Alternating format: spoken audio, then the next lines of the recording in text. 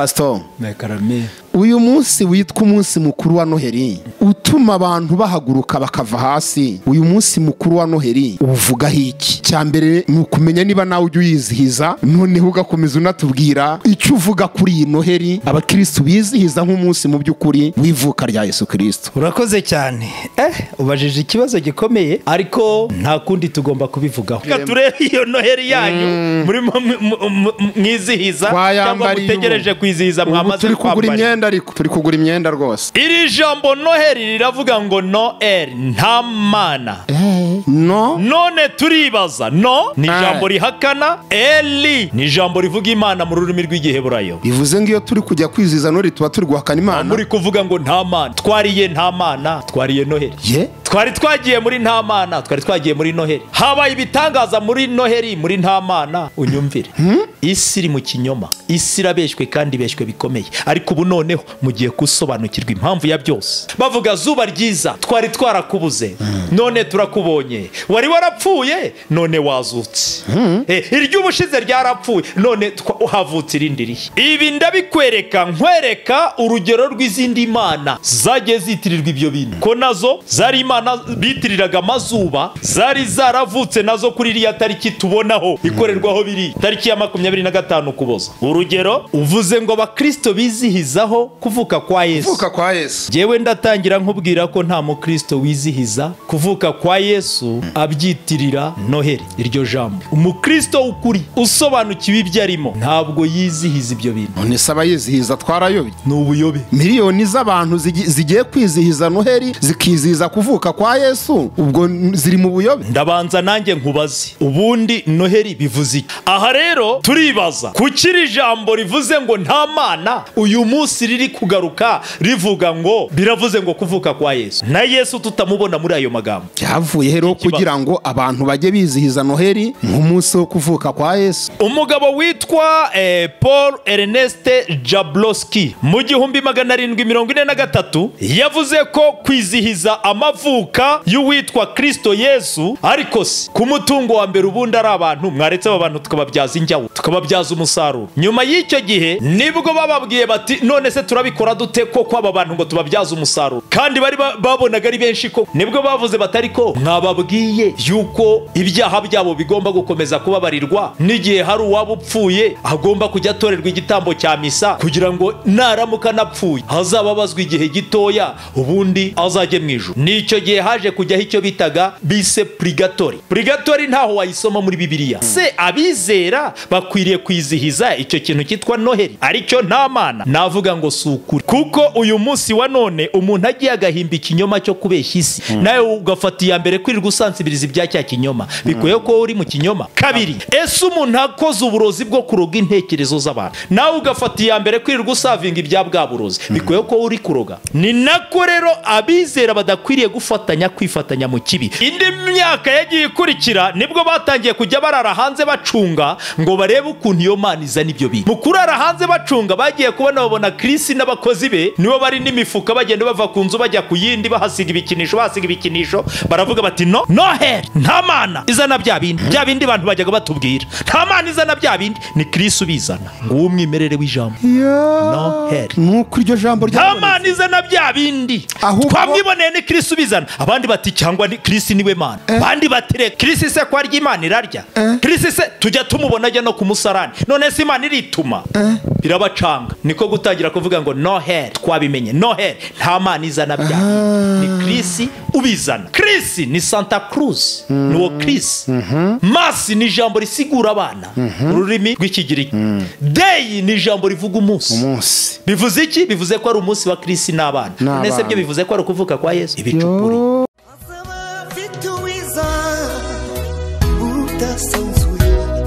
azaba afite ingororano yo guhema buri wese, guhana n'imirimo yakoreye hano ku isi.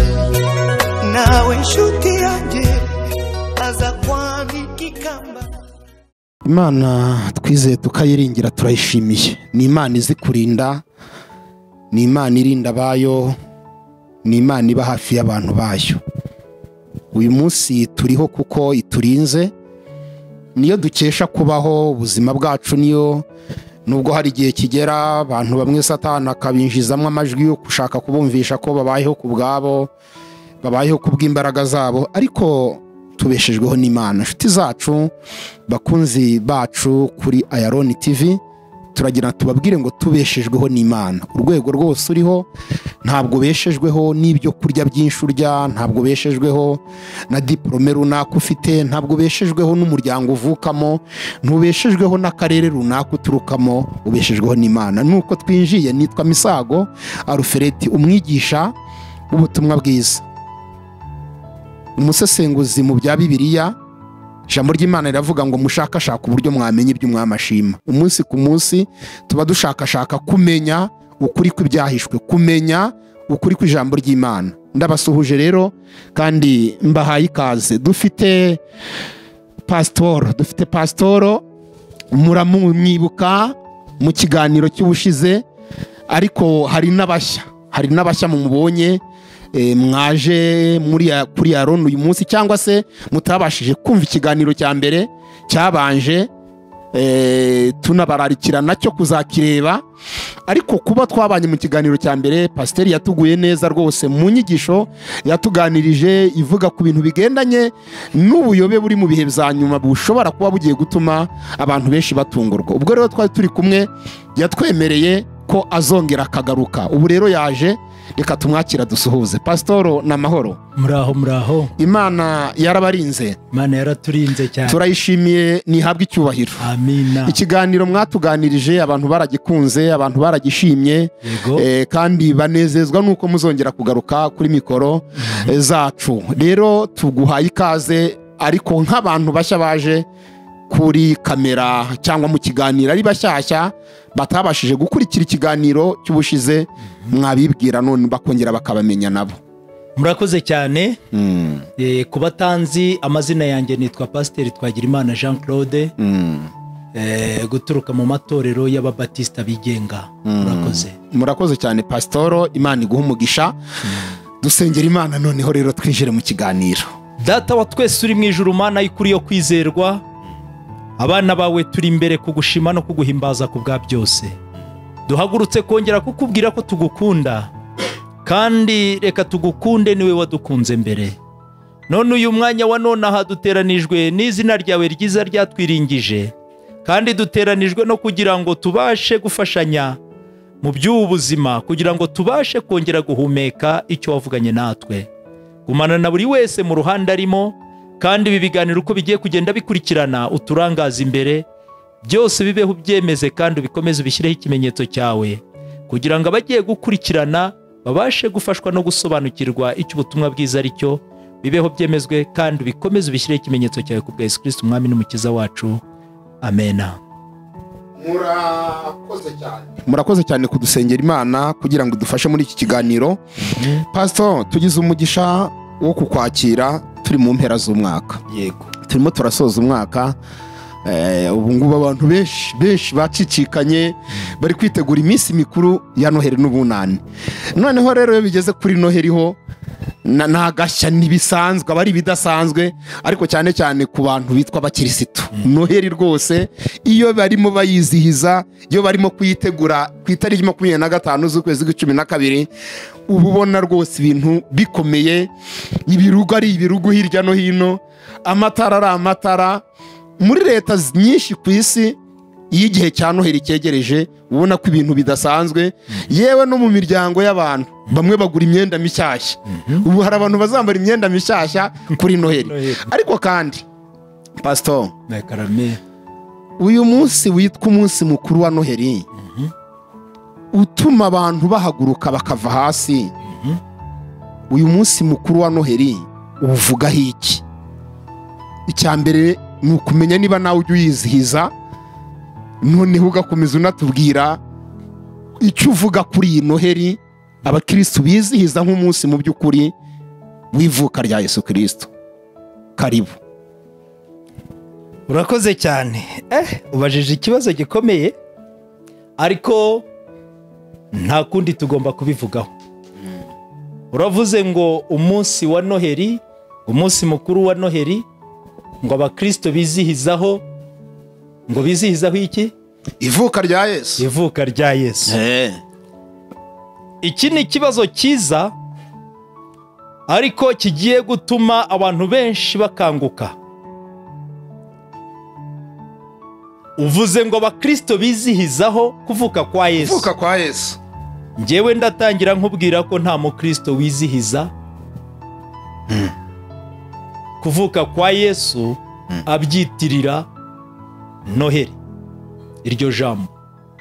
Umukristo ukuri usobanukiwe ibyo arimo ntabwo yizihiza ibyo bintu.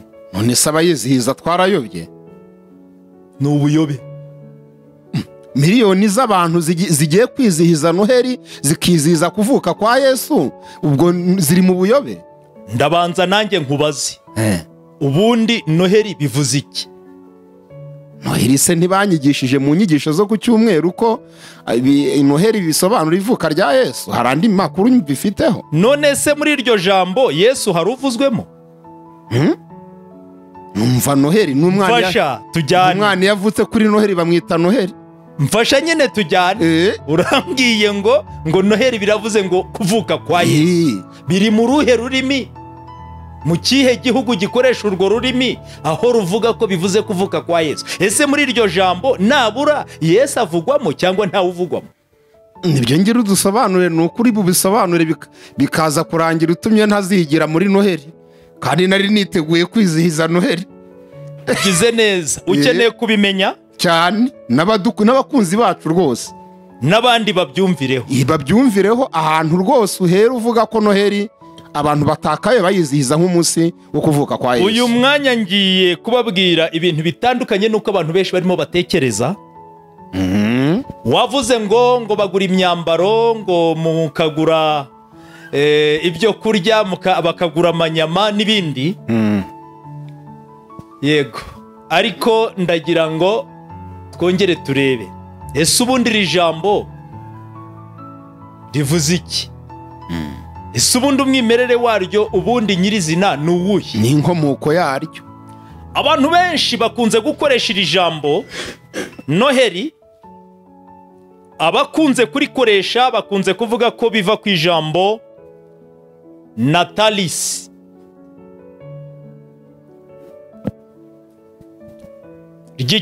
Ryo mu rurimi rw'ikilatini rivuga amavuka.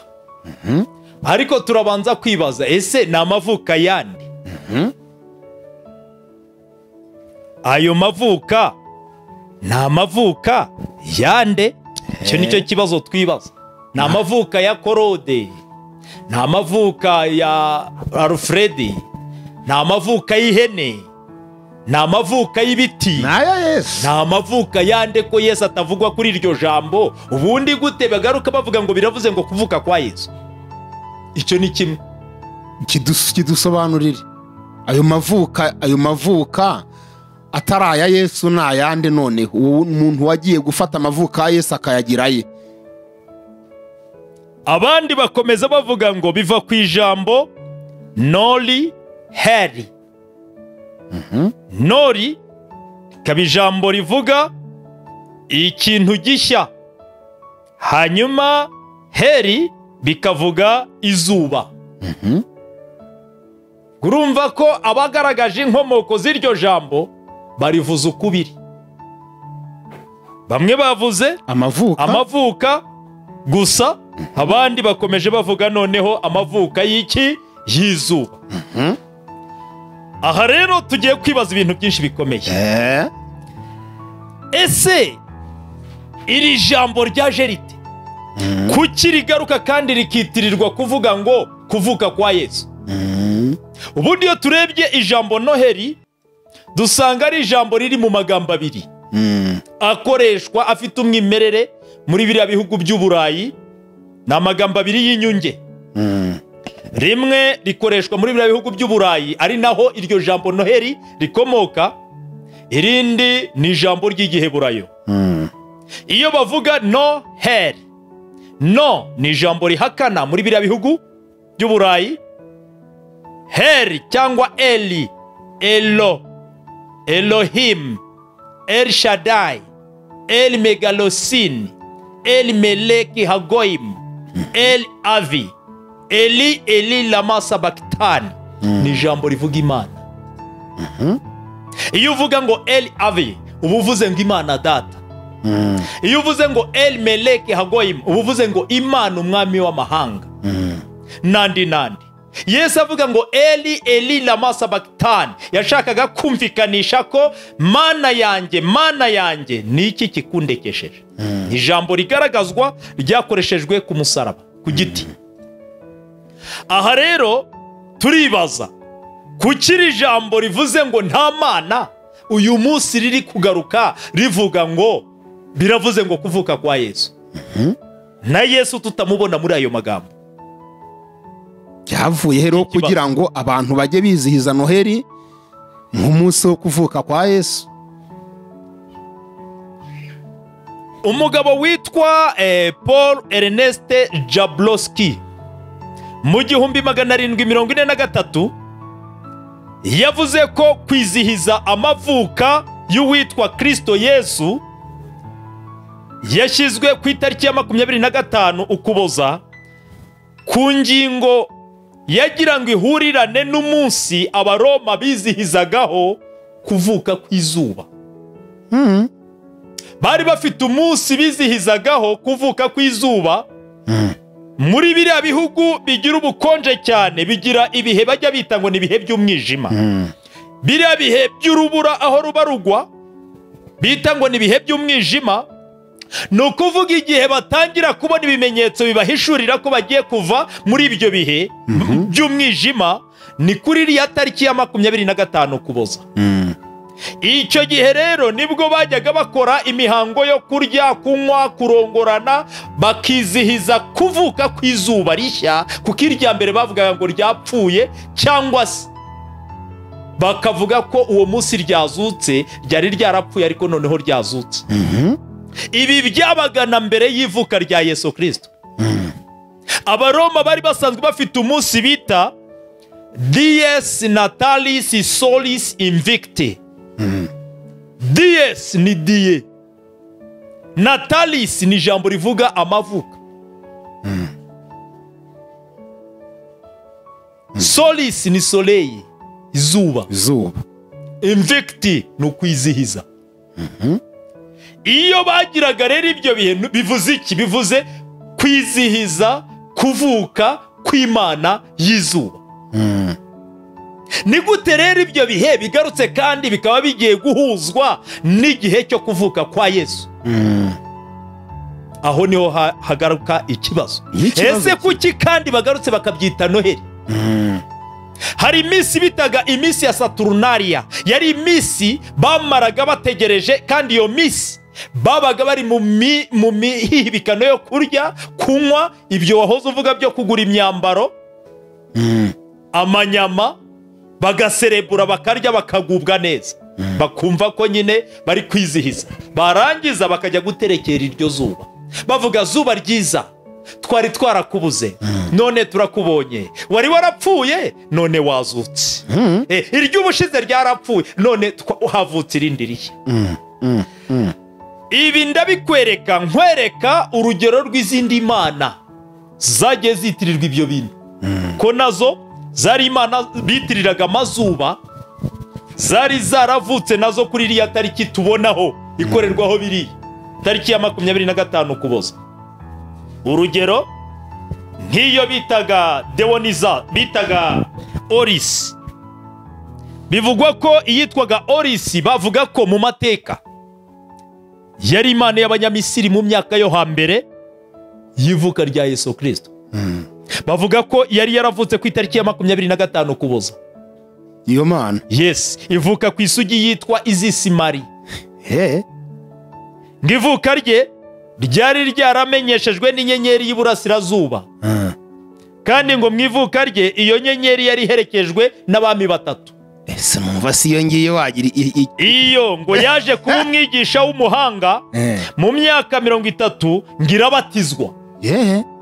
Iyo mana. Kandi ngo Oris yari afite abasangirangendo be 12. ugereranye n'ibivugwa kuri Yesu. Numva siyo isa imeze nka Yesu mu mateka yayo. Uwo Orisi ngo akora ibitangaza, nyuma y'urupfu rwe arazuka. Uwo ninde? Orisi.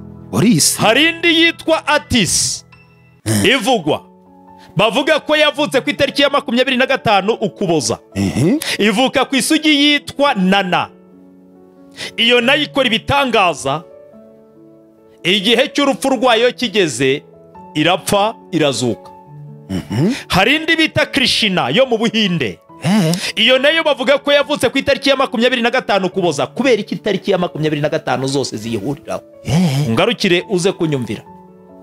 Iyitwa Krishna bavuga ko yavutse ku itariki ya 25 Ukuboza, ivuka ku isugi yitwa Devaki.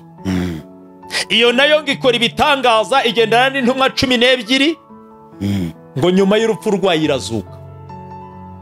Hari indi bita Deonizasi. Deonizasi bavuga ko yavutse ku itariki ya 25 Ukuboza. Bamwita umwami w'abami, umwana rukumbi w'Imana, Arufa na Omega. Nyuma y'urupfu rwe nawe arazuka. Hari indi bita Mitra. Izi zose n'ubutaha nitubona akanya n'amateka yazo muzagenda kumva. Numva izo mana ari nyinshi zavutse. Mitra nayo bavuga ko yavutse ku itariki ya 25 Ukuboza. Uwo Mitra ngo agira intumwa 12, akora ibitangaza nko kugenda hejuru y'amazi n'ibindi. Nyuma y'urupfu rwe arazuka. Ikindi bivugwa ko umunsi mutagatifu wa Mitra ari ku cyumweru. Kuki kuvuka ku isugi? Kuki itariki ya 25? Kuki urupfu no kuzuka?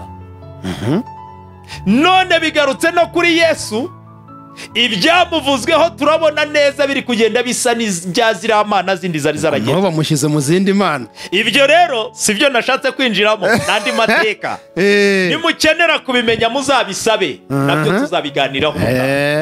Ikindi gihe twazabivugaho. Ariko uyu mwanya ndi ku ijambo Noheli. Niryo nashatse kuvuga.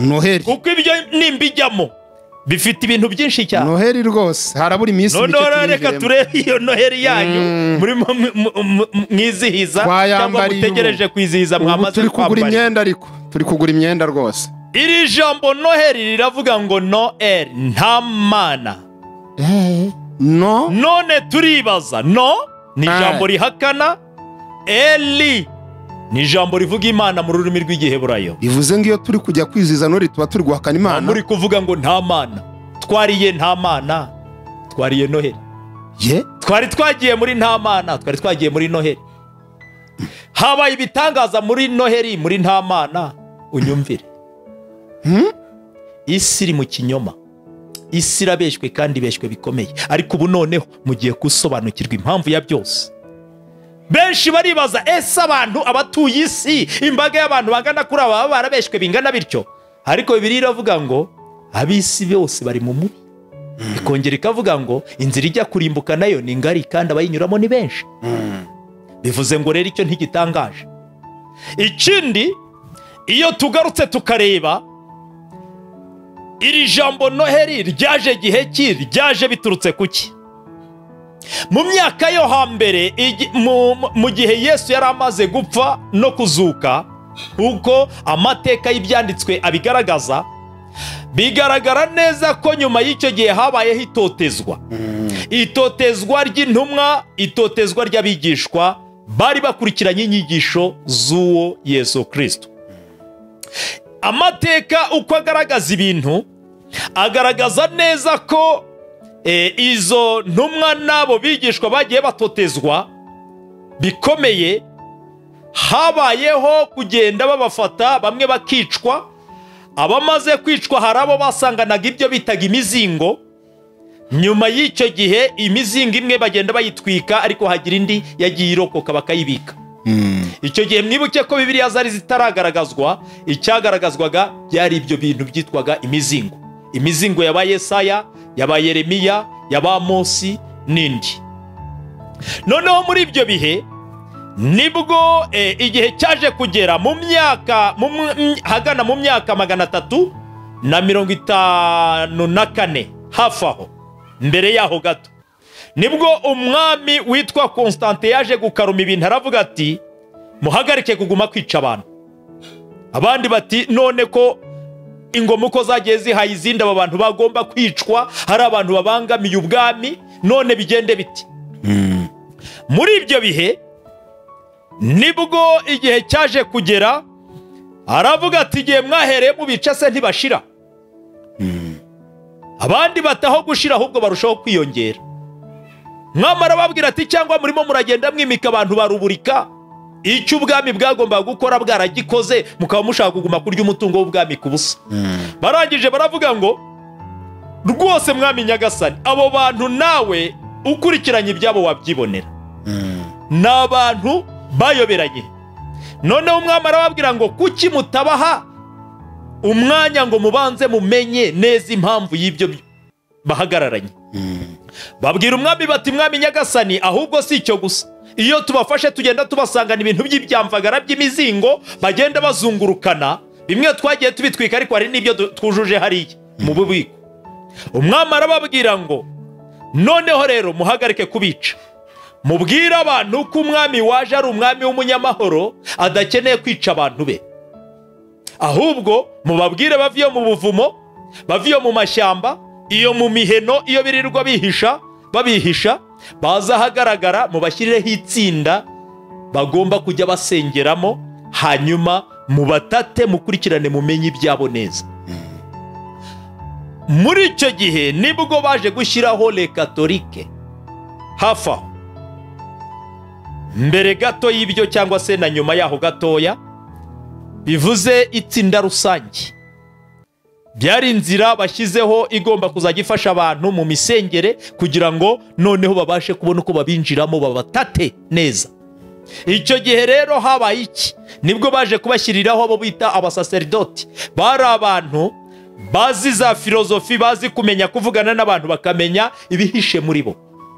Hirya y'ibyo barababwira bati umuntu wese uzajya ukenera kwihana agomba kujya ajya kubwira bariya. Yari inzira mukuru yo gushaka amakuru mu bantu, yari inzira yo kubaneka ngo bamenye ugiye kwihana ibyo yihana ni ibiki. Niba hari n'abagambanira ubwami, ubwo akabivuga bibwira padiri agira ngo amusengere, bikarangira padiri yatanze amakuru, kandi abo bagirirwaga ibanga mu buryo bukomeye ku buryo utanamenya ko aribo batanze ayo makuru. Kera kabaye wa wundi bakamuhitana, bakaba baramutwaye. Nyuma y'ibyo ntabwo ari inzira yo kwigabiza idini, ndagira ngo ngaragaze ukuri kuko nzi ko amayobe yo ari impande zose.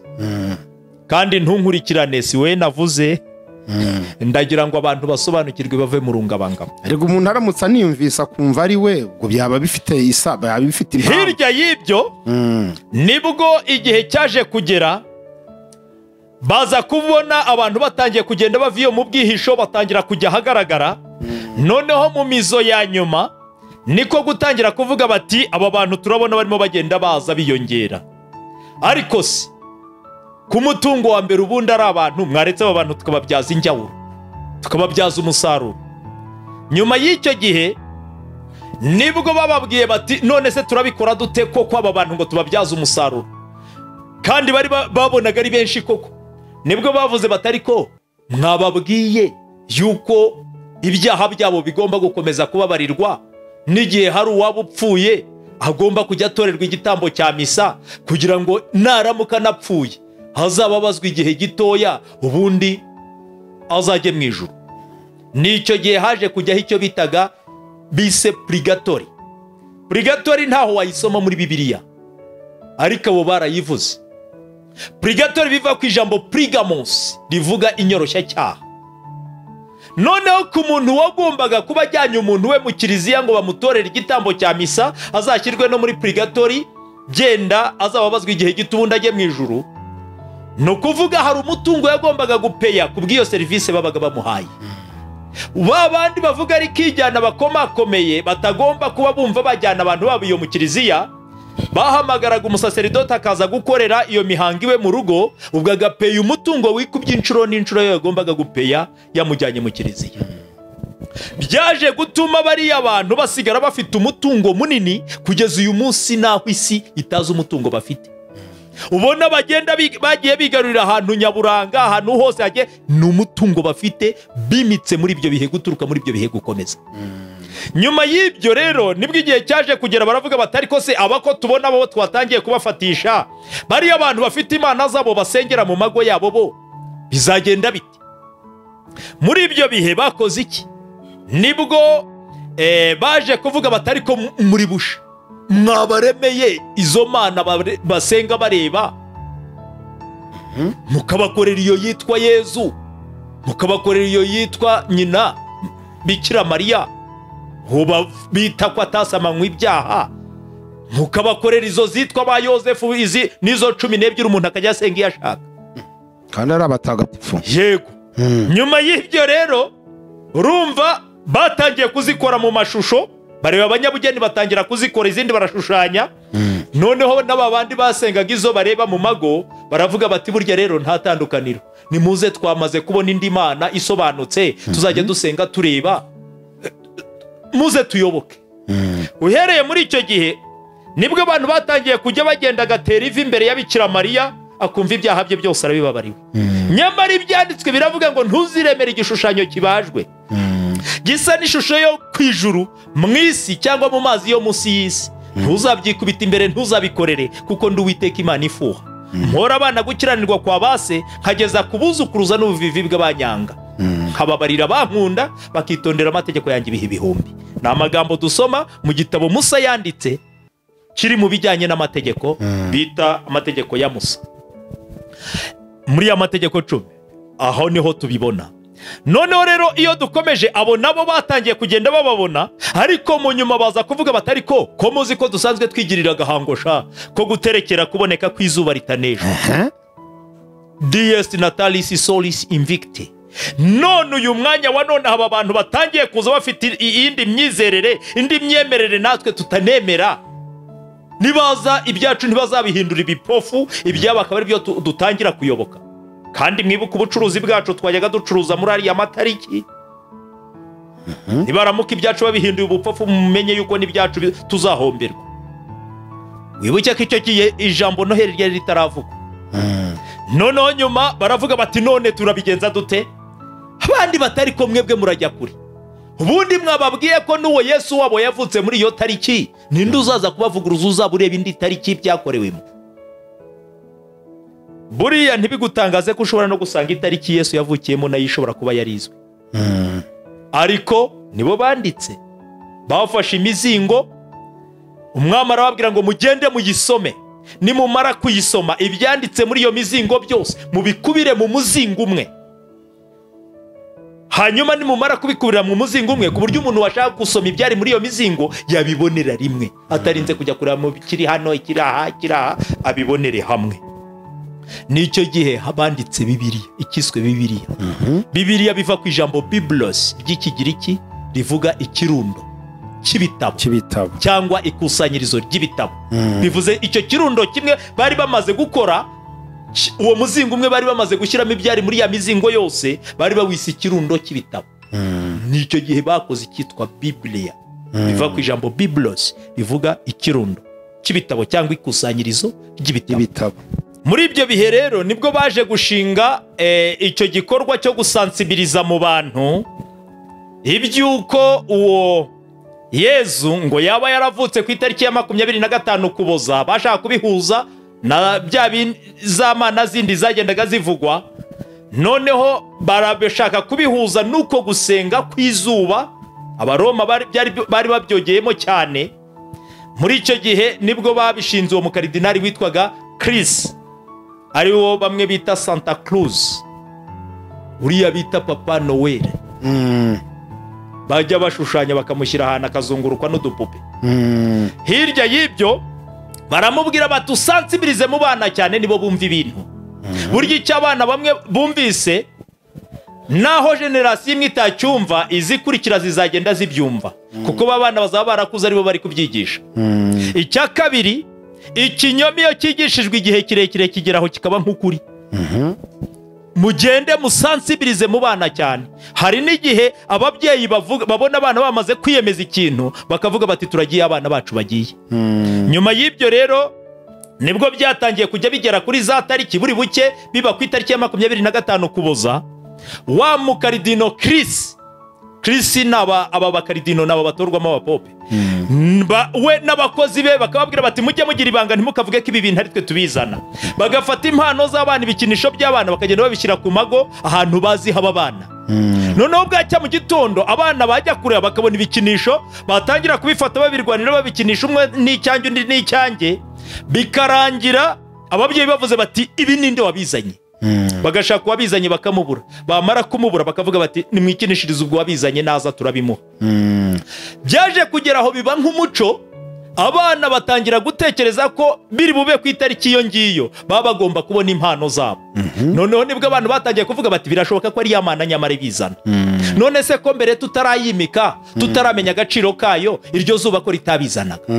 Bati nyamara ni ya mana ibizana. Nyamara nabo ba Roma bari barabikoze mu rwego, abo bapadiri bari barabikoze mu rwego rwo kugira ngo bemeranye nabo bami b'aba Roma ku nzira y'ibyo bizeraga n'ubundi. Noneho hirya y'ibyo nibwo abantu batangiye kujya bibaza iyi mana se yabibizanite. Bimwe bimeze bitya ibindi bimeze bitya, undi akavuga ati iki kintu ndabona gisa nicyo nabonye mu gakinjiro kari hirya. Ati niki kigenzi cyacyo. Ibi bintu se none imana yabibizanite, birabacanga. Hirya y'ibyo nibwo habaye iki? Nibwo bavuze batari ko reka tuzacunge turebe ukuntu imana ibizana. Indi myaka yagiye ikurikira nibwo batangiye kujya barara hanze bacunga ngo barebe ukuntu iyo mana izana ibyo bintu. Mu kurara hanze bacunga bagiye kubona babona Chris n'abakozi be nibo bari n'imifuka bagenda bava ku nzu bajya ku yindi bahasiga ibikinisho, baravuga bati Noheli nta mana izana bya bindi bantu bajyaga batubwira, nta mana izana bya bindi, ni Chris ubizana. Ngumwimerere w'ijambo Noheli nuko iryo jambo nta mana izana bya bindi, twamwiboneye ni Chris ubizana. Abandi bati cyangwa ni Chris niwe mana, abandi batireka Chris se kwa ry'Imana irarya, Chris se tujya tumubona ajya no ku musarani, none se imana irituma.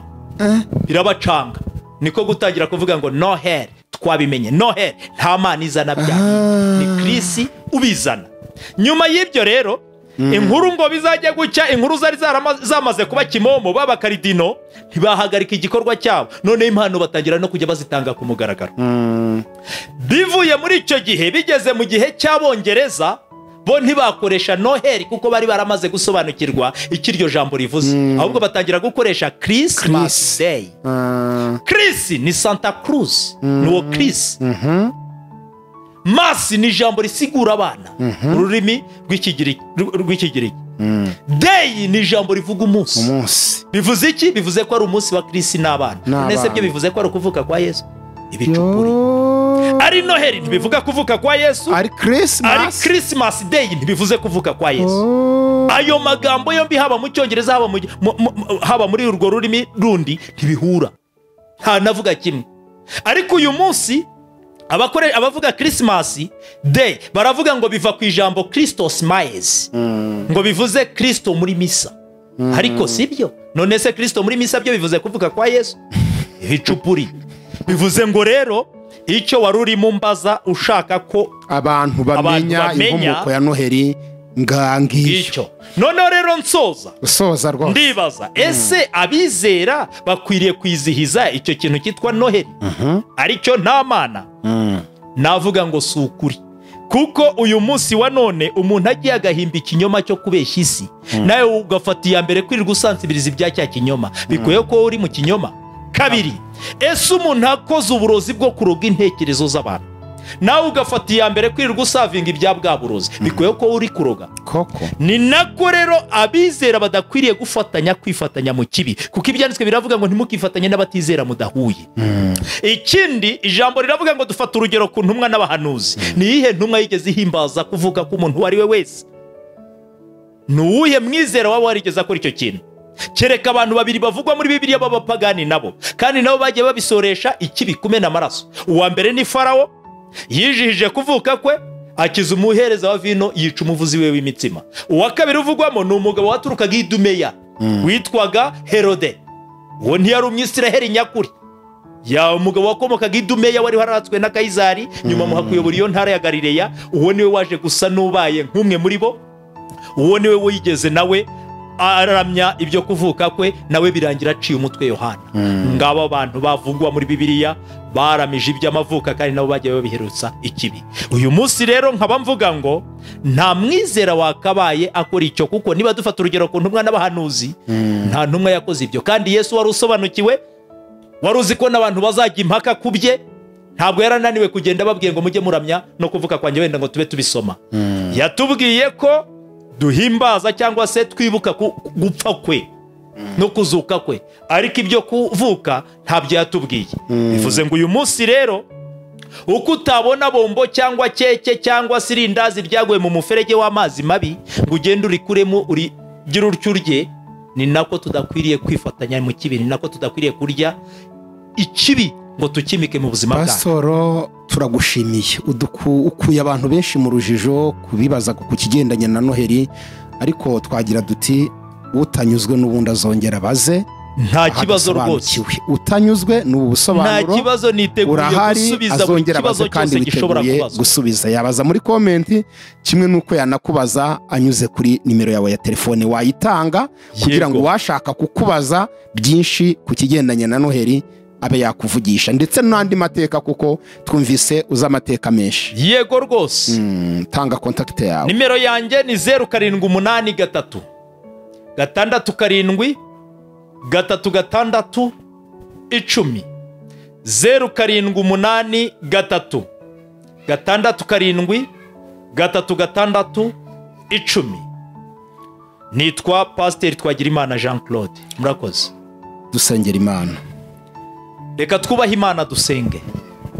Data wa twese uri mw'Ijuru, Mana y'ukuri yo kwizerwa, nongeye kugushimira ko uduhaye umwanya wo kugira ngo tubashe gutambutsa ubutumwa bwiza kuri uyu mugoroba.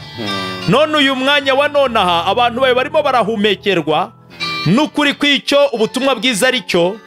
Fasha buri wese umuhe gukomerera mu byo yizeye, kandi uhereye kuri iyi saha y'umunsi abantu bawukomeze kubateza intambwe no kuzagira iherezo ryiza wageneye buri wese.